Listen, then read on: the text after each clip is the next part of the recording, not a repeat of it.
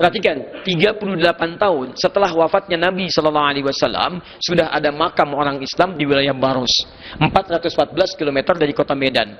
Medan sekarang masuk mana? Sumatera. Bagian dari negara apa? Indonesia. Apakah Indonesia sudah ada tahun 672? Belum. Yang ada apa? Nusantara. Berarti 672 Masehi Islam sudah ada di Nusantara. Bukan sudah ada, tapi sudah ada yang meninggal, makamnya dituliskan. Kalau meninggalnya di situ, kapan masuknya? Itu kan meninggalnya. Awas, hati-hati, meninggalnya, bukan masuknya. 672 itu berarti abad keberapa? Abad ke-7 Masehi. 7 Masehi sudah ada makam orang Islam. Islam sudah sampai ke wilayah Nusantara. Baik. Ada makamnya, bahkan ditemukan 40 makam yang lainnya. 40 orang meninggal dunia. Masya Allah, kalau 672 ditemukan makam, masuknya tahun berapa? Maka dari situlah kemudian ada yang menyimpulkan Islam itu sesungguhnya sudah masuk ke fase Nabi SAW sudah mulai menyebar, bahkan sudah masuk ke Nusantara di awal-awal fase masa kenabian. Di awal fase apa? 615 Masehi yang ini. Diteliti lagi oleh sebagian sejarawan. Di sini kemudian Buya Hamka menguatkan dalam salah satu seminar yang beliau sampaikan dengan teori Islam datang dari Mekah. Salah satu pendalamannya apa? Karena sudah terbiasa ada jalinan antara hubungan orang Arab, kemudian yang akan ke Cina, sebagian ke India, yang melewati Nusantara sebagai jalur transit yang menyambungkan ini semua. Ini sudah terjadi 500 tahun sebelum Masehi. Maka ketika perdagangan ini sering terjadi, hubungan terkoneksi, bahkan dikenal dengan jalur sutra di antara ini semua, maka tidak menjadi sulit ketika ada ekspedisi-ekspedisi dari Arab sampai ke Cina dan mampir ke wilayah Baros. Dan Masya Allah, ada semacam isyarat bahwa di tahun 615 Masehi ini, ketika hijrah sebagian ke Ethiopia, pedagang-pedagang Arab, bahkan ada yang sebagian di Afrika, yang menjadi tempat transit yang melakukan ekspedisi sampai ke Cina, mampirlah kemudian di wilayah Baros. Dan di antara yang ikut ke sana, itu ada sebagian sahabat yang kemudian menyebarkan nilai-nilai Islam. Kisaran ini, 615 Masehi. Di awal masa kenabian. Dimohon maaf, Islam kalau ingin dicari, kapan datangnya ke Nusantara, itu ternyata bukan abad ke-13, seperti klaimnya Snokhogroye. Bukan juga di abad-abad yang ke-12, seperti kata sebagian orang. Tapi ternyata di awal fase kenabian, Nabi sudah menyampaikan tugas dari Allah, kemudian menyampaikan risalah Islam, mengejar sampai ke ujung bumi, sampai datang ke Nusantara. Perhatikan, kalau bukan kehendak Allah, mustahil kemudian bisa mampir ke Baros, sampai ke Nusantara, sampai kemudian berakhir di Cina Selatan. Teman-teman sekalian, yang ingin saya sampaikan, pertama, lihat sini, fase penyebaran Islam, yang membawa pedoman hidup itu, sudah dibawa ke Nusantara jauh sebelum kita terlahir, yaitu di awal abad pertama Hijrah, di awal abad ke-7 Masehi. Namanya masih Nusantara. Jadi kalau Anda ingin mencari jejak Islam di Nusantara, Anda nggak usah repot menemukan sekarang. Dari jauh-jauh hari sudah Anda temukan. Silakan Anda main ke Baros. Dapatkan makam namanya Syekh Ruknuddin. Maka di situ Anda akan temukan, Masya Allah, sudah ada jejak Islam di awal abad ke-7, semasa dengan Nabi SAW, dan lebih jauh lagi di masa sahabat Uthman bin Affan, radhiyallahu ta'ala anhu. Sampai di sini paham? Baik. Yang jadi persoalan, jejak apa yang dibawa dari Islam yang masuk ke Nusantara ini? Karena persoalan kita bukan cuma Islam nih, tapi jejaknya. Awas hati-hati, apakah yang dicari cuma sekedar, maaf ya, makam-makam saja? Apa yang dicari cuma peninggalan saja? Apa jejak yang dibawa? Ketika melangkah, lihat catat ini ya, catat kalimat ini baik-baik. Ketika melangkah jejak kaki setiap alumni Madrasah Nabi, baik alumni Mekah yang jumlahnya 40 orang, ataupun alumni Madinah, ketika mereka melangkah, menjejakkan kakinya di setiap tempat, demi Allah saya katakan, tidak pernah terjadi kecuali, satu, penduduknya umum yang masuk Islam, dan yang kedua, akan terjadi luar biasa kemajuan-kemajuan yang menghasilkan peradaban. Saya tunjukkan kepada Anda. Amr bin As melakukan ekspedisi bersama Muawiyah. Dan ada sebagian tukang cukurnya Nabi melalui Afrika Utara. Dimulai dari Mesir, kemudian ke Libya, kemudian ke Tunisia, Maroko, Aljazair, sampai nyebrang sedikit Liberia. Setelah itu Mediterania, setelah itu berhenti di Syam, Syria, sampai bangun masjid Muawiyah di Syria. Ada Jordania sekarang, ada Palestina, ada Libanon, ada Syria. Demi Allah saya katakan, coba antum lihat sampai sekarang. Bukankah wilayah itu Muslim?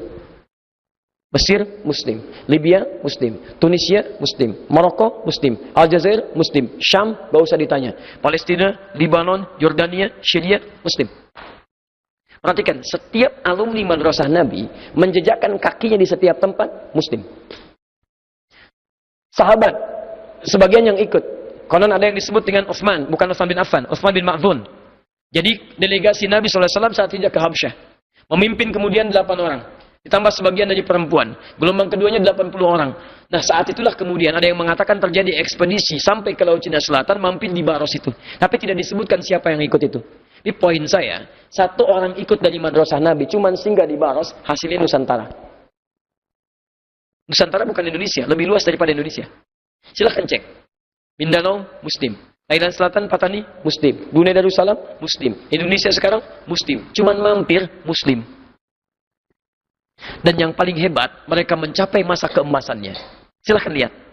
Bukankah mereka unggul di zamannya? Rempah-rempah didapatkan. Awas, sampai awal abad ke-15, ke-16, itu masih unggul. Sultan, sampai punya koin emas tersendiri. Punya koin emas, dan koin emas itu bukan koin emas biasa. Lafadznya kalimat asyhadu an la ilaha illallah, asyhadu anna muhammadar rasulullah. Ada semuanya. Ada semuanya. Kumpul. Menyebar. Muslim. Luar biasa. Nah, yang paling hebat, setiap generasi mampir ke setiap tempat di Nusantara, ini tinggal kemudian menikah. Ya, disebut dengan kampung Arab. Kampung Arab, padahal orang-orang Islam pertama kali datang. Ya, begitu datang, apa yang dilakukan? Mereka bukan sekedar membawa Islam sebagai agama, tapi membawa pedoman dalam kehidupan yang tadi. Sehingga antum bisa lihat setiap orang Islam datang ke setiap tempat, pasti ada pedoman kehidupan yang dipraktikkan, maju akhirnya. Maju. Islam dulu diminta untuk dibawa ke Spanyol. Jadi yang minta bukan orang Islam datang, orang Spanyol datang. Menghadap kepada Musa bin Nusayr di wilayah Afrika. Minta bantuan dari kekejaman Raja Rodrik. Diutuslah Tariq bin Ziyad. Tariq bin Ziyad bawa pasukan 10.000 orang. Menyeberangi selat. Di selat itu kemudian sampai di sebuah bukit, dia berpidato. Ya, lihat kalimatnya. Di depan kalian ada syahadah, kematian. Di belakang ada syahadah juga. Kapalnya semua dibakar. Dibakar. Kalau di depan syahadahnya syahid. Kalau di belakang mati biasa. Kalau pengen pulang silakan berenang, meninggal juga. Pilih mana? Anda berjuang, membantu saudara kita di Spanyol, atau Anda kembali berenang, silakan. Maka semua dikuatkan. Lebih baik kami berjuang membantu saudara kami dibandingkan meninggal sia-sia menyeberang lautan. Maka diabadikanlah pidato berapi-api itu, semangat yang luar biasa sampai sekarang. Selat itu disebut dengan namanya Selat Jabal Tariq. Orang lokal menyebutnya Gibraltar. Gibraltar dari Jabal Tariq. Maka apa yang terjadi? Ketika ditaklukkan kemudian, dibantu, Allahu Akbar, terbuka. Diminta tinggal. Orang Spanyol yang minta. Bukan orang Islam yang maksa. Dibuka kemudian, fatah, futuhat, dibuka. Dari sesuatu yang terbelakang jadi maju. Dibawa kemudian teknik-teknik kemajuan. Dibawa masalah industrinya. Dibawa macam-macam ke sana. Sampai Andalusia jadi kiblat di Eropa. Dijadikan peradaban Islam. Yang paling hebat, orang-orang Eropa belajar ke sana. Orang Nasrani, Kristen belajar ke sana. Orang Yahudi belajar ke sana. Sampai terjadilah kemudian peristiwa yang sangat tidak menyenangkan itu. Perhatikan, orang Islamnya karena berada di puncak mulai lalai. Ditinggalkanlah pedoman hidup itu. Saling bersaing, ada yang saling mencela, saling ribut, saling urusan kursi dan macam-macam. Pedoman dilupakan. Kata Quran gak boleh menipu, sekarang menipu. Kata Quran jangan dusta, sekarang berdusta. Kata Quran jangan mencela, sekarang mencela. Kata Quran jangan berselisih, sekarang berselisih. Ribut, saling bersaing, ingin dalam puncak pimpinan. Apa yang terjadi? Ketika ini mulai ribut, yang belajar mulai membangun kekuatan. Maka bertemulah Raja Ferdinand dengan Ratu Isabella. Dikuatkan kemudian, membentuk satu kekuatan. Maka terjadilah Inkuisisi, Perjanjian Tordesillas tahun 1492. Maka dikuasailah kemudian itu, diambil kemudian karya-karyanya, diterapkan dalam kehidupan mereka. Maka saat Islam meninggalkan pedoman hidup, orang Islam maksudnya, meninggalkan pedoman hidup, maka pedoman ini dibawa di barat, dipraktekkan oleh mereka. Majulah mereka. Dan ini mundur. Sampai dunia dibagi kepada dua bagian. Ya, Paus Alexander yang ke-6 membagi dunia pada dua bagian. Spanyol diberikan barat, Portugis diberikan timur. Maka datanglah kemudian Portugis tahun 1511, pendahuluan tahun 1496, nyasar dulu ke India, balik lagi, meng-hire Ahmad bin Majid, navigator muslim yang tahu tentang pengetahuan tentang peta-peta dunia. Dibawa, dia nggak tahu kalau mau diarahkan ke arah ekspansi. Maka membawalah misi 3G, sekarang sudah 4G.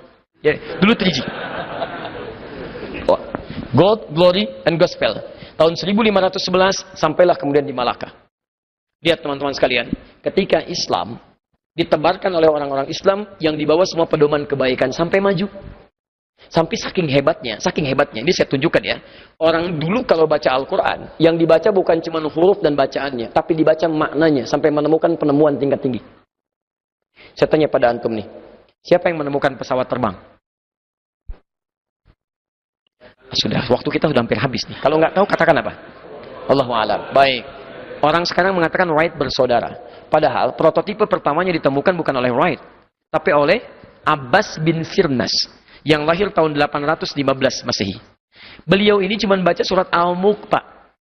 Ayat 19. Surah ke-67. Ayat 19. وَالطَّيْرَ صَافَّاتِ وَيَقْبِضْنَ مَا يُمْسِكُهُنَّ إِلَّا الرَّحْمَنِ. Dan kalau engkau amati burung itu sering mengatuk-ngatukkan sayapnya. Katupkan, kepakkan lagi. Ya, kepak, katup, kepak, katup. Tidak ada yang menahannya di udara kecuali Allah. Dibaca oleh beliau. Oh, kalau Allah nggak berkehendak, dia nggak bisa terbang. Maka saya pun bisa memodifikasi itu. Dibaca, dilihat, diamati. Bagaimana modifikasi sayap burung? Dibuat oleh beliau. Pasangkan sayap kanannya. Pasangkan di tangan kirinya. Dicoba, kepak. Terbang sedikit, kurang sempurna. Perbaiki lagi. Agak lebih bagus, kepak, kurang sempurna. Jatuh, perbaiki lagi. Setelah sudah semakin bagus, cari bukit yang lebih tinggi. Terbang. Masya Allah, terbang Pak. 20 meter. Betul, kemudian jatuh, meninggal. Ya. Tapi yang paling menarik, ketika berhasil menemukan itu, nanti setelah terjadi perjanjian Tordesillas, manuskrip dibawa ke Eropa, banyak dibawa ke Eropa, dibawa, ditemukanlah kemudian di masanya Wright bersaudara, dilihat, dikembangkan. Jadilah kemudian dimodifikasi jadi pesawat terbang di masanya. Tapi itu pun belum sempurna karena sayapnya masih ada crack, masih ada retakan. Kadang-kadang begitu terbang, meledak di udara. Siapa yang menyempurnakan? Allahu Akbar. Orang Islam lagi. Tapi berita baiknya bukan orang Arab, bukan orang Amerika, bukan orang Eropa. Orang Pare-Pare. Orang Indonesia. Ya, yang Profesor Dr. Baharudin Yusuf Habibie. Dan siapakah Pak Habibie itu? Masya Allah, dari kecil dididik untuk dengan berpedoman. Lihat orang tua beliau. Saya punya kumpulan biografi beliau itu. Ketika saya perhatikan, ini kan mirip betul dengan orang tua Imam An-Nawawi ketika mendidik anaknya. Sampai karakternya sejak kecil hampir mirip-mirip. Imam An-Nawawi itu susah kemudian dibawa main. Kalau dibawa main dipaksa, bisa nangis. Begitu keluar bawa kitab. Pak Habibie kecil demikian, dipaksa susah. Begitu keluar, setelah diantar pulang. Berangkat, masuk, keluar lewat pintu depan, pulang lewat jendela kamarnya. Masuk lagi, belajar lagi. Mirip-mirip. Bahkan dalam kondisi ayahnya meninggal pun saat imamin sholat isya. Begitu sujud meninggal, beliau masuk gantikan. Nah perhatikan, orang baca surat Al-Mulk ketemu pesawat terbang. Antum baca Al-Mulk berkali-kali dapat apa?